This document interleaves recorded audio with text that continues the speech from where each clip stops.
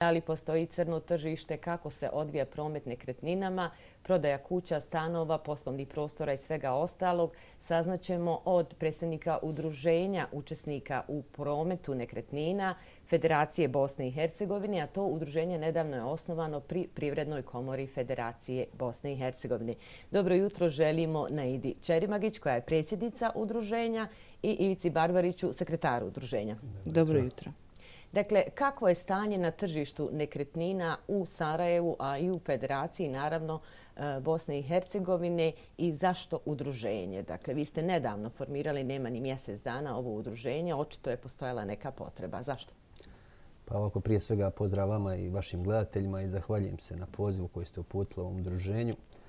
Ja mogu reći da je sa strane gospodarstvenika, čiji smo mi servis, potekla jedna inicijativa. Oni su vidjeli kako se to odvija u zemljama okruženja poput Hrvatske, koja u sklopu Hrvatske gospodarske komore ima svoje udruženje koje vodi brigu o učesnicima u prometu nekretnina, čak do te mjere da se sada vrši i obuka agenata koji se mogu baviti prometom nekretnina u sklopu Hrvatske gospodarske komore.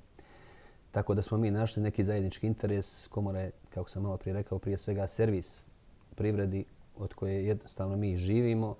Znači, našli smo taj neki zajednički interes, zajednički jezik. Želimo da se uredi nekim novim zakonima, zakonskim aktima, odnosno da se da neko pozitivnije okruženje ljudima koji se bave prometom nekretnina u Federaciji Bosne i Hercegovine. I to udruženje sada broji otprilike nekih 30 kompanija širom Federacije, ne samo u gradu Sarajevu, iako se najveći promet nekretnina vrši u gradu Sarajevu. Tako da kažem, trenutno smo u nekom formiranju, neki početni su koraci. Mislimo da ćemo moći predstavljati Federaciju u potpunosti što se tiče udruženja promet nekretnina i dati im neko bolje ozračje i neki pozitivni vjetrovi da mogu zapuhnuti, da ljudi koji se bave time imaju neki legitimnost i mogu predstavljati svoju privredu na jedan određen način pozitivni, jer pojavljuje se mnogi problemi na tržištu, što će reći pošto nešto kolegica koja ovdje sjedi sa mnom, predsjednica inače udruženja toga udruge predstavnika prometa nekretnina.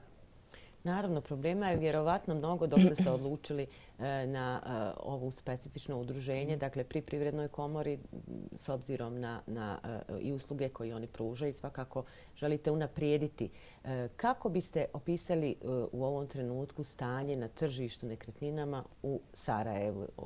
Mi se ipak najviše gledamo u Sarajevu, dakle i veliki promet se ovdje odvija. Kako biste opisali to tržište? Pa upravo kako je moj kolega rekao, mi imamo jedan veliki problem, a to je da ono nije do kraja uređeno u smislu rada ilegalnih posrednika. To je jedan veliki problem koji dovodi u jako nepovoljan položaj nas koji radimo legalno, dakle agencije koje su registrovane za obavljanje te djelatnosti, koji ne izdaju fiskalne račune, ne sklapaju ugovore o posredovanju. Dakle, sve skupa to također dovodi krajnjeg potrošača, hajmo reći usluga, kupca ili prodavca u vrlo jedan nezgodan položaj. Sve skupa to čini jedan veliki problem za ukupno tržište nekretnina i zato je upravo ovo udruženje naš cilj da se organizuje upravo u ovoj oblasti posredništva, dakle agencija koje posreduju, odnosno da to budu agenti, stručni ljudi, obrazovani, edukovani, licencirani za obavljanje takve djelatnosti. Vi očito želite pospremiti dakle, tu oblast samog tržišta nekretnina. Koliko imamo u ovom trenutku, gospodine Barbariću, zakonskih rješenja koja pomažu ili odmažu? U kom pravcu će udruženje raditi? Dakle, ima li nešto što je neophodno u ovom trenutku da se donese neki zakon ili podzakonski akti koji bi olakšali dakle, stanje na tržištu? Pa vidite, ovako, znači, udruženje ima neku, da kažem, viziju i cilj da u što kraćem roku donesemo novi zakon vezan za prometu nekretnina, posrednjom prometu nekretnina, kao što imaju zemlje okruženja. Znači, ne trebamo, da kažem, na određen način izmišljati toplu vodu. Znači, ljudi već to rade i ušli su u Europsku uniju sa takvim zakonom. Mi smo na putu pregovora o otvaranju. Kakav je naš trenutni zakon? Naš trenutni zakon, nemamo zakona. Neki koji je postojao zakon o nepokretnosti stavljeni van snage. Tako da sad trenutno plovimo u nekim nezakonskim vodama, znači dozvoljeno je svakome raditi šta hoće. I cilj udruženja i neka tenzija je da mi zajedno sa predstavnicima privrednika koji se bave prometom nekretnina izvršimo kroz komorski sustav koji mogu reći da je na zavidnom nivou, da proguramo te neke stvari kod resornih ministarstava, da se uvedu novi zakoni, podzakonski akti, da se to cijelo ozračje prometa nekretnina stavi pod jednu normalnu kapu od koje ima interes u krajnjem slučaju i država i svi resorni ministarstva koja će biti nadležna da bi se spriječilo crno tržište i da se porez na dobit vraća u federaciju, odnosno tamo odakle je i postignut. Dakle, ovo udruženje, gospođo Čermarić, je svojevrsna inicijativa za donošenje te zakonske regulative. Tako je. Šta je ono što nedostaje i šta bi trebalo u tim zakonima, s obzirom da vi i radite, bavite se tim poslom, prometom nekretnina, svaki dan se vjerovatno susrećete s problemima. Šta je ono što je nedefinisano, a bio bi kao gorući problem u ovom trenutku? Prije svega odgovornost za svoj rad. Dakle, zakonom treba urediti da nalogodavci koji sklapaju ugovore o posredovanju sa agencijama, sa posrednicima, da ujedno te agencije, odnosno ti posrednici, odgovaraju za svoj rad. Da ne bi dolazili u nezgodne situacije po nalogodavce, odnosno po kupce i prodavce. To je prvo i osnovno. Šta to objasnite da nas ljudi razumiju? Dakle, kad potpisivanjem ugovora o posredovanju, dakle, obavezujemo se, on je uvijek sporazuman. Njim su definisana prava i obaveze ugovornih strana, kako nalogodavaca, odnosno kupaca i prodavaca koji angažuju agenciju, tako i agencije koje su obaveze agencije i kako i na koji način da pomogne prilikom kupovine, odnosno prodaje nekretnina.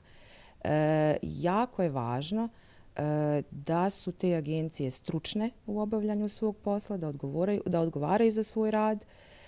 One će svakako pomoći kroz svoje savjetovanje, kroz upute, pomoći kupcima i prodavcima da riješe svoj problem, dakle da realizuju prodaju i kupovinu.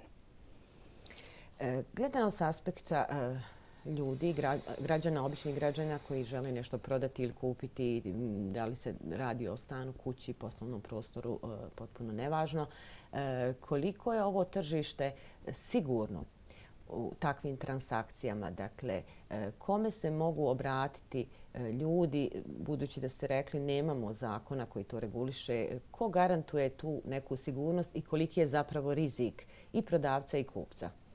Pa vidite, istina ne postoji zakon, ali još uvijek postoje agencije koje zaista obavljaju na jedan legalan, transparentan način svoj posao, koje odgovaraju za svoj posao. Tim agencijama, profesionalnim agencijama se treba obratiti da bi svi kupci i prodavci svakako uštedili svoje vrijeme i stres prilikom kupovine, odnosno prodaje. Agencija će definitivno uraditi svoj dio posla u tom smislu. A da li se nešto promijenilo? Imali smo nemili slučaj sa jednom od agencija gdje je bilo dosta zloupotreba i prevara kupovine stanova. Dakle, ljudi imaju strah. Pa dobro, jasno, naravno da imaju. Taj strah je još više povećan angažovanjem ilegalnih posrednika, znate. Tako da jeste istina, ali mislim da je sada ipak situacija bolja. Jeste problem ovih ilegalnih posrednika s jedne strane, ali ipak i postoje agencije koje zaista svoj posao rade legalno, tako da ne bi trebalo da bude straha po tom pitanju.